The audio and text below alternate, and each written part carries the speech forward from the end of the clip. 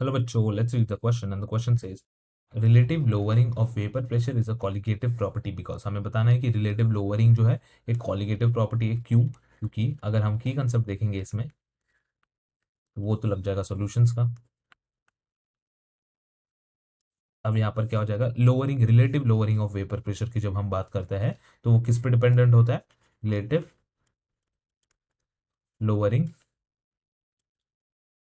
Of vapour pressure is dependent on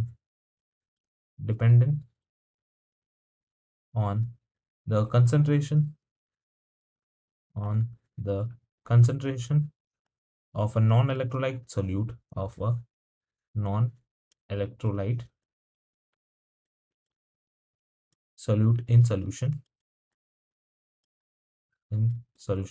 तो अगर जो हमारा सॉल्यूट है वो नॉन इलेक्ट्रोलाइट होगा तो उसके कंसंट्रेशन पर डिपेंड करेगा relative lowering of vapour pressure as well as dependent on dependent on the number of particles number of particles of electrolyte solution। तो सोल्यूशन में क्या होता है? सोल्यूट। तो हम क्या बोलेंगे? Number of particles of electrolyte solute in solution. And हम फाइनली क्या कह सकते हैं कि इट डज नॉट डिपेंड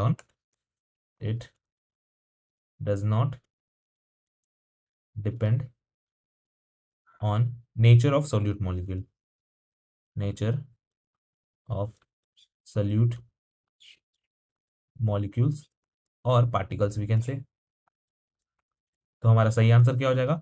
वो हो जाएगा ऑप्शन 1, जिसमें लिखा है कि depends on concentration of non electrolyte solute in solution and does not depend on the nature of the solute molecule. तो ये तो ट्रू स्टेटमेंट है। और इसके साथ साथ जो ऑप्शन 2 है जिसमें it depends on number of particles of electrolyte solute in solution and does not depend on the nature of the solute particles, ये भी ट्रू हो जाएगा।